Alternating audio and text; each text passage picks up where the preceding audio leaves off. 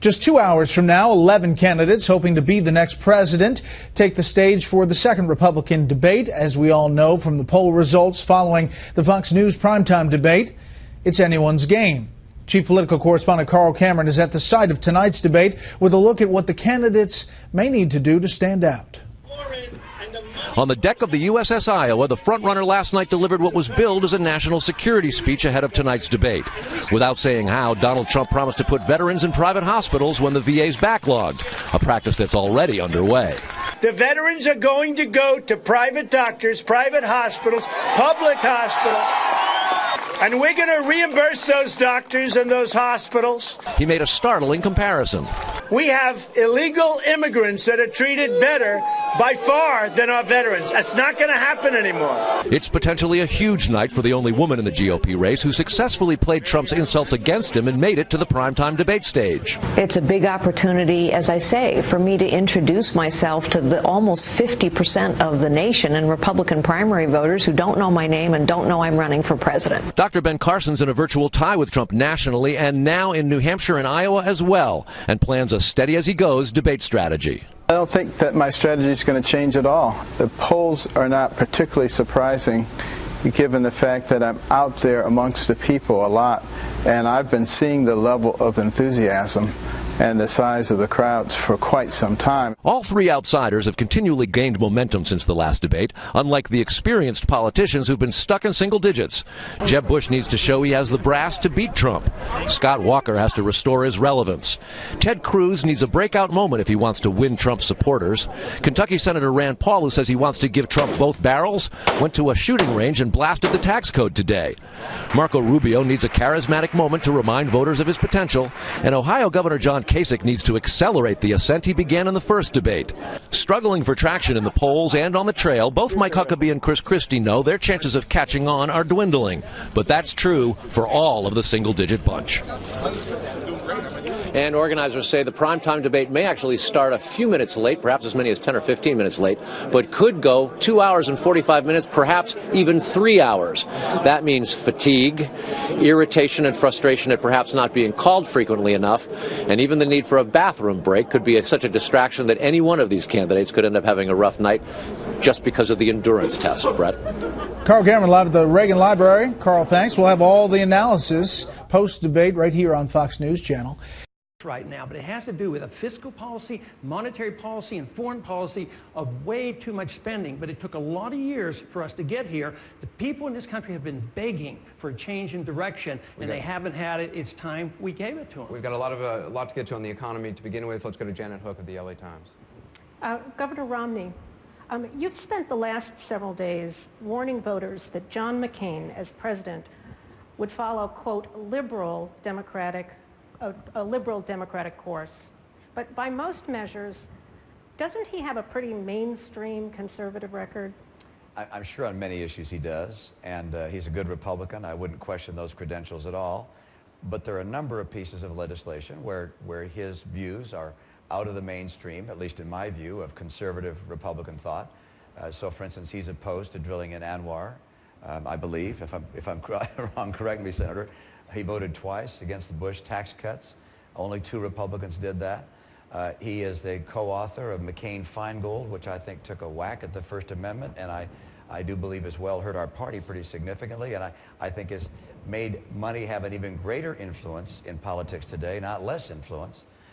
He also was one of the co-authors of McCain-Kennedy. The first bill, by the way, not that bad. About 5 or 10% of the people, by our calculation, got a form of amnesty. Most people went home. Under the final version of McCain-Kennedy, everybody who was here illegally, other than those who committed crimes, was eligible to receive a Z visa for $3,000. They got to stay here for the rest of their life. That's not a Republican thought. And then now McCain-Lieberman, which is a unilateral, meaning U.S. only imposed cap-and-trade program, which puts a burden as much as 50 cents a gallon on gasoline in this country. It basically says Americans are going to pay for the cost of global warming, not the Chinese and Indians and so forth. So those views are outside the mainstream of Republican conservative thought, and I guess I'd also note that if you get endorsed by the New York Times, you're probably not a conservative. Senator McCain? Let me note that I was endorsed by your two hometown newspapers who know you best, including the very conservative Boston Herald, I'd say the same who know thing. you well better than anybody. So I'll guarantee you the Arizona Republic will be endorsing me, my friend. Let me just say I'm proud of my conservative record. It's one of reaching across the aisle to get things done for Americans, obviously, whether it be McCain-Lieberman that established the 9/11 Commission and then the legislation that implemented that, or whether it be working across the aisle in the Armed Services Committee to provide the men and women with what they need to defend this nation. And I'm proud of that record. And I heard Governor Romney describe his record. As I understand it, his record was that he raised taxes by $730 million.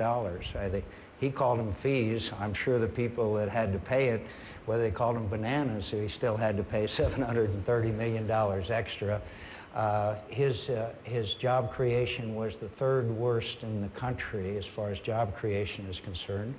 And as we all know, he has saddled the people of Massachusetts with a $245 million debt because of a big government mandated health care system. And while the rest of the country was losing 7% of the manufacturing jobs while he was governor, 14% of the manufacturing jobs left the state of Massachusetts. So I am proud of my record, and I am proud of reaching across the aisle and getting things done. That's what the American people want us to do.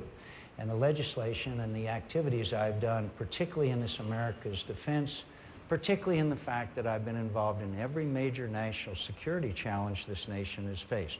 And by the way, I think it would be hard for people like Jack Kemp and Tom Ridge, former head of the Department of Homeland Security, and Phil Gramm, and all of the long list of conservatives that support me, both governors, conservative governors, and in fact, your former lieutenant governor who spent a lot of time on the campaign trail with us. But the point is that I'm proud of the people that have surrounded me and are supporting me, and whether they come from one part of the spectrum or the other, strong conservatives are ones who are supporting me, and I'm proud of their support. And I'll rely on people to judge me by the company that I keep. Governor Romney? Okay, I got a little work to do here. Let me help you with the facts here, Senator. First of all, my Lieutenant Governor, Kerry Healy, endorsed me and is supporting me and is working all over the state for me. My predecessor in office, Governor Swift is supporting you. When you say that our state ranked number 3 in job creation, the study you're relying upon is a study that included her term in office. And during her term in office, 141,000 jobs were lost. During my term in office, we added jobs. And from the lowest point, we added 60,000 new jobs. So that study, unfortunately, included the wrong data. With regards to fees, we raised fees $240 million, not $730 million. Facts are stubborn things. We audited our fee increase because, of course, we cared. Now, why do we raise fees $240 million? We had a $3 billion budget shortfall. We decided we were not going to raise taxes, and we found that some fees hadn't been raised in as many as 20 years. These were not broad-based fees for things like getting your driver's license or your license plate for your car, but instead something like the cost of a sign on the interstate and how much it was going to cost to publish a McDonald's or Burger King sign on the interstate. We went from like $200 a sign to $2,000 a sign to raise money for our state in a way that was consistent with what the market had done over the ensuing years. And let's see, with regards to my health care plan, you know, a lot of people talk about health care. I'm the only one that got the job done. I got health insurance for all our citizens. We had 460,000 people without insurance. We got 300,000 of them signed up for insurance now. I'm proud of what we accomplished.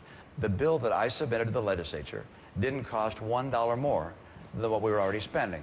However, the legislature and now the new Democratic governor have added some bells and whistles, and they're willing to pay for them. I wouldn't do that if I were governor. I'd veto the items they put in place there, but they're entitled to make changes if they want to. They're still running a balanced budget. I wouldn't have added the money they did. And by the way, no debt was left. I left a rainy day fund of over $2 billion. Facts are stubborn things. I'm proud of my record. Governor Huckabee, Rush Limbaugh says if you or Senator McCain were nominated, would be the nominee, you would, quote, destroy the Republican Party. Your reaction? You know, I wish Rush loved me as much as I loved Rush. I think he's a great voice for conservatism. It doesn't mean he's inerrant or infallible. And on this, he's very wrong. And I want to make sure everybody understands this isn't a two-man race. There's another guy I would like to say down here on the far right of the stage. You want to talk conservative credentials? Let me get in on that. I created the first ever broad-based tax cuts in the 160-year history of my state when I became governor with a 90% Democrat legislature. I also balanced the budget every one of the 10.5 years. I'm the only person that's sitting here today that has consistently supported the Human Life Amendment that's been part of our Republican platform since 1980, and also supports the Marriage Amendment to our Constitution, two conservative hallmarks.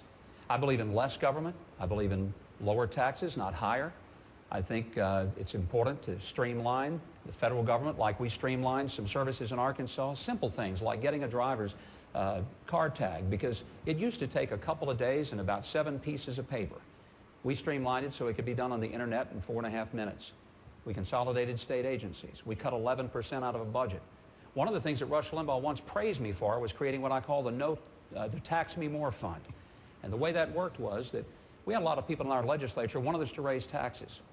And I said, we don't need to raise taxes, we need to cut our spending. And so I created a fund called the Tax Me More Fund and said there's nothing in the law that says that you can't just pay more if you want to. And I had envelopes printed. And I said, anybody who wants to pay more taxes, just fill it up with whatever will make you feel better and send it right in. And it proved that a whole lot of people didn't really want to pay more taxes after all, because after about 1.5 years, there was only about $1,200 in the account, 1,000 of which had been given by a liberal legislator. So if we're going to talk conservatism, I'd like to be in on the discussion. Let's talk more about that. Jim VandeHei from Politico. First question from the readers, Governor Romney's from Jonathan Rubin in Fairfax, Virginia. As governor of Massachusetts, as Senator McCain just pointed out, you raised hundreds of millions of dollars in additional revenue through so-called fees and loophole closings, and you passed a health care bill forcing individuals to buy insurance on the threat of a fine. How do you reconcile that policy with your claim to be the authentic conservative? Well, let's talk about each. I mentioned fees, and I think it's appropriate if the state is providing a service to someone that's not a requirement to have a car or a driver's license, but instead, let's say we're going to be taking out a oil tank from your backyard because it's leaking into the ground and the state's going to provide that service, that to charge a fee sufficient to do so makes a lot of sense. And so the fees ought to be adjusted from time to time to compose the amount of what the cost is of providing that service.